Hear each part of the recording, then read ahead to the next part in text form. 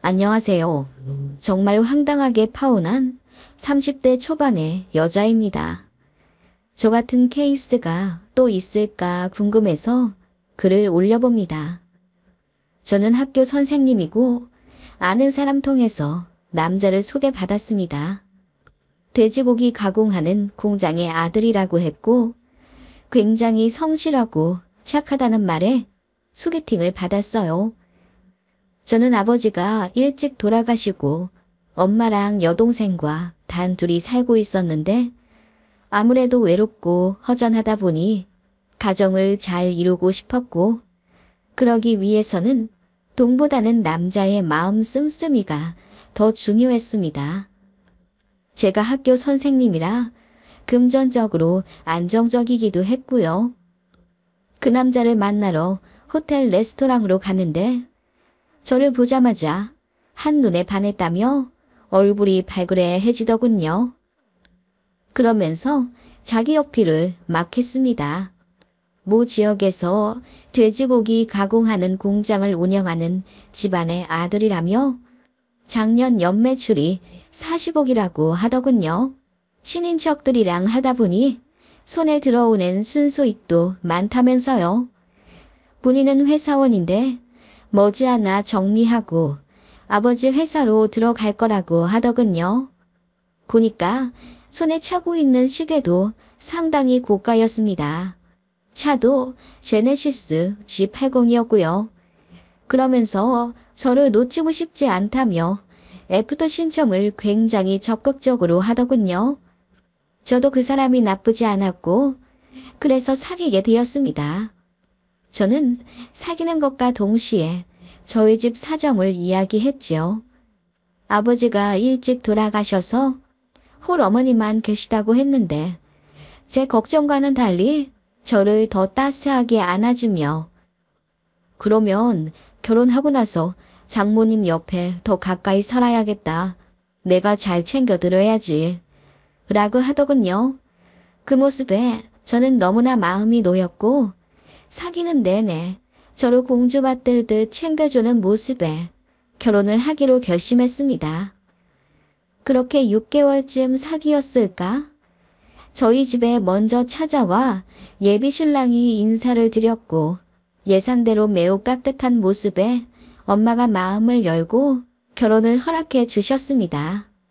이제 저만 남자 쪽 집에 인사 가면 되었는데 남자가 그러더라고요. 사실 지금 부동산 문제로 사정이 있어서 잠깐 빌라에 살고 있어. 우리 아파트는 40평대 고급 아파트인데 잠깐 아는 사람한테 전세 주느라고 우리는 빌라에 살고 있거든. 내년에 거기 이사 갈 거야. 지금 집이 허름해도 놀라지 말아줘. 그 말에 조금 이상하다라는 생각을 했지만 사귀면서 여자 문제 한번 일으킨 적 없고 거짓말도 하지 않은 수더분한 남자라 믿었습니다. 그렇게 남자의 차를 타고 인사를 드리러 갔습니다. 모 지역의 시내를 한참 지나 산비탈까지 오르고 꼬불꼬불 허름한 빌라로 조악한 동네에 다다랐어요. 3층짜리 벽돌조차 바래버린 빌라 앞에 세운 예비신랑이 여기는 임시로 살고 있는 곳이라며 저를 계속 안심시키려 하더군요. 조금 불안은 했지만 들어갔습니다. 가니까 어머님만 계셨어요. 제가 깍듯이 인사를 드리자 예비 시어머니는 그래, 이야기 잘 들었다. 우리 아들이랑 결혼을 하고 싶다고? 선생님이라던데 한 달에 얼마 버니? 라고 다짜고짜 돈 이야기부터 하시더라고요. 너무 놀라서 제가 얼어붙자 남친이 허허 웃으며 전에 사귀던 여자친구들이 다 백수였고 자기네 공장 상속에만 혈안이 되어 있어서 결국 다 헤어졌다고 하더군요. 우리 엄마가 내 전 여친들한테 너무 대어서 이런 이야기를 하시는 거야. 엄마, 이 사람은 그럴 리 없다고 내가 말했잖아. 얼마나 착한 여자라고. 남자는 그렇게 이야기하며 제 앞에서 본인 엄마를 나무라더군요. 그러자 예비 시어머니는 뭔가 할 말이 있는 듯 했지만 꼭 참는 느낌이 들었고요.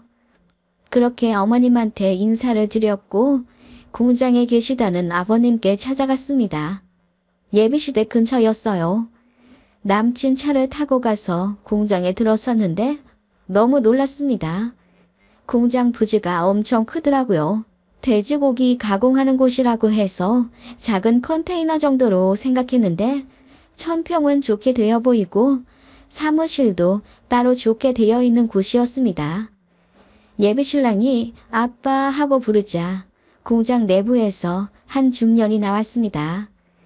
그분은 저를 보자마자 환하게 웃으며 네가 우리 며느리 될 아이구나. 와주어서 고맙구나. 라고 맞아주셨죠. 그렇게 사무실에 들어갔고 예비 시부는 자연스럽게 저에게 커피를 타주겠다며 탕비실로 가시더라고요. 그리고 대표 자리 앞에 있는 소파에 앉으라며 안내해 주셨습니다. 제가 회사 운영하기 힘드시지 않냐고 하니 뭔가 당황스러운 듯 웃으시더라고요. 더는 말씀을 안 하셨고 예비신랑도 자기 아빠가 말씀이 많이 없는 분이라며 저더러 이해하라고 하더군요. 무언가 못 믿어온 부분이 많았지만 대표 자리에 있는 명패도 예비시부 이름이었고 또 예비시부도 자연스럽게 대표 자리에 가서 핸드폰을 충전하는 등 명백한 공장 사장 같은 모습을 보였기에 더 의심하진 않았습니다. 어쨌든 양가 허락을 받긴 받은 거죠.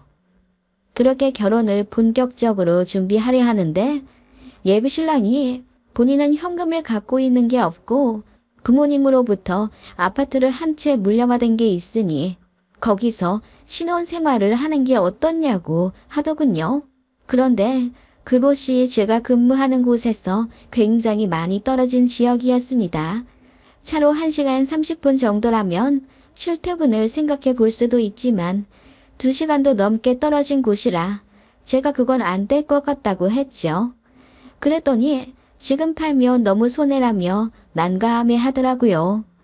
그래서 대출을 먼저 받고 제가 가진 돈을 합쳐서 신혼집을 마련하면 되지 않겠냐고 하니 자기는 보수적이라 대출을 안 받는다고 하더군요. 자기네 집이 승승장구하게 된 이유도 대출 하나 없이 올 현금으로 이뤄내서 그런 거라며 입에 침이 튀도록 설명을 하더군요.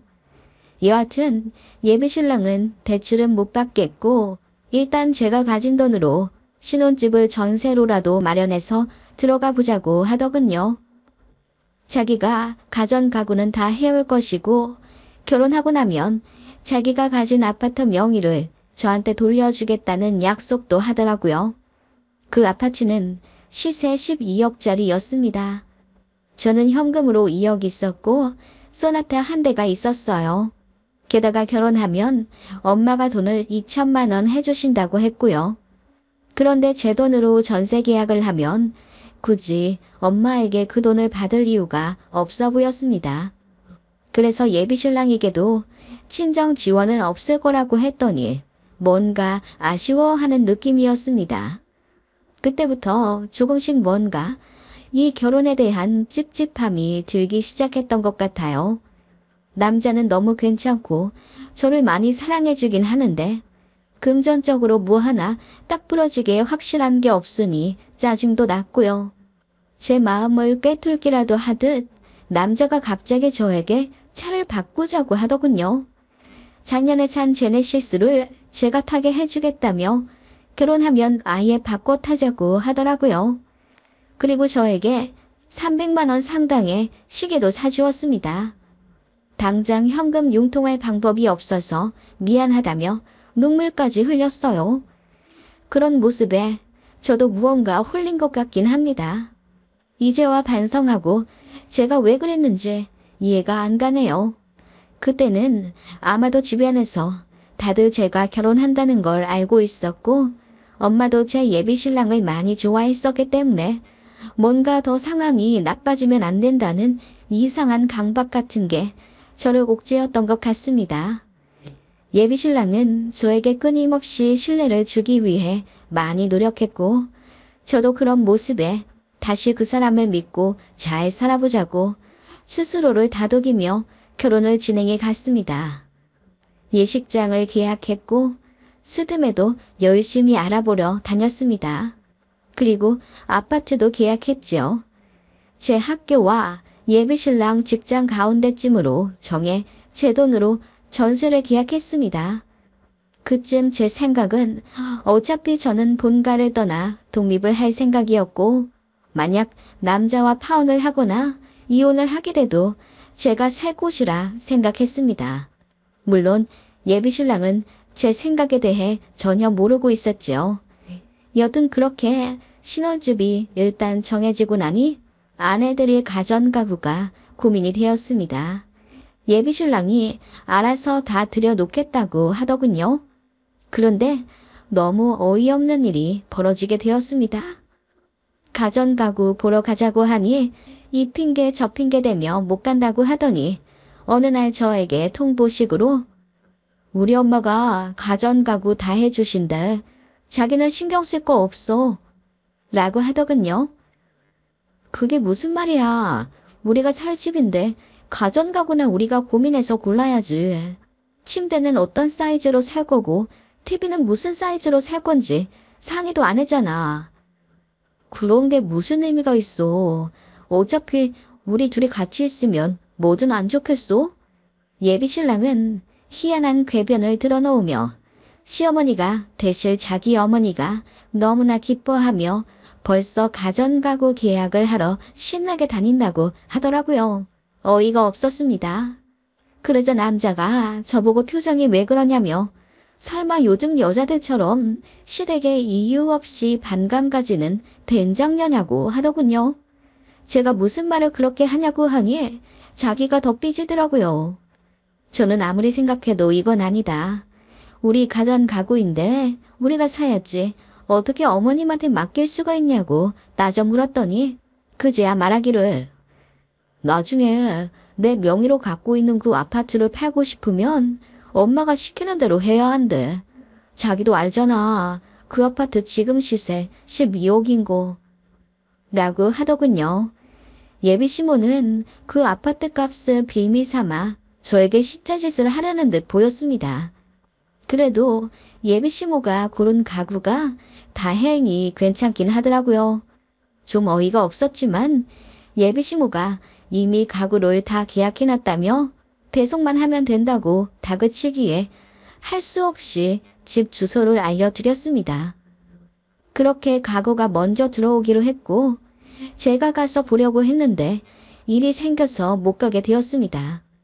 그래서 예비신랑에게 도어락 비밀번호를 알려주었죠. 그렇게 침대와 장롱등을 먼저 넣었고 TV와 냉장고 등의 가전은 무조건 제가 고르기로 했습니다. 그것만은 양보하기 싫어서 저도 세게 나오니 예비신랑과 예비시모도 알겠다고 하더군요. 그렇게 제가 가전을 골랐고 돈은 나중에 예비신랑이 준다기에 제 카드로 긁었습니다. 그리고 제 신혼집에 배송되기로 한 날, 그날은 제가 들어가 확인해야 했기에 퇴근하자마자 쏜살같이 달려갔습니다. 배송기사가 도착하기 전에 무사히 아파트에 왔고 저는 도어락 비번을 눌렀습니다. 그런데 상상도 못할 일이 그때 벌어지고 만 것입니다. 아무도 없을 거라고 생각했던, 아니 아무도 없어야 할 집에 웬 신발이 놓여져 있더군요. 소름이 돋아서 나가려고 하는 찰나 갑자기 안에서 세아가 반갑다 하는 소리가 들리는 겁니다. 소스라치게 놀라 고개를 들어보니 예비시모가 환하게 웃으며 저를 맞아주고 있었습니다. 오늘 TV랑 냉장고 온다며 내가 미리 와 있었지. 그 모습에 제가 당황하며 제가 와서 드려도 되는데 말씀도 없이 어쩐 일이세요? 라고 했더니 예비시모가 아무렇지 않게 내가 우리 집 오는데 네 허락을 받아야 하니? 라고 하시더군요. 그 말에 저는 너무 황당해서 얼굴에 열이 새빨갛게 오르는 기분이 들었습니다. 어머님 집이라뇨. 여긴 저희 신혼집인데요. 예, 안 그래도 내가 얘기 좀 하려고 했다. 너 이 집 계약하고 네 홀어머니 여기다 모셔서 셋이 같이 살려고 그랬지? 내가 그것만은 절대로 받아들일 수가 없구나. 그 말에 제가 너무나 화가 나 무슨 말을 하시냐 따져 물었더니 예비 시모가 니네 엄마 혼자 계시잖아. 시어머니 될 사람으로서 내가 그건 참 마음에 안 들더구나. 네 직업, 얼굴, 심성 다 괜찮은데 아무래도 홀어머니 있는 딸은 며느리감으로 별로지. 그래도 우리 아들이 하도 좋다고 해서 허락한 거야. 그리고 우리 아들 앞으로 있다는 그 아파트 그건 당분간 팔 생각 없다. 그렇게 알아둬. 네?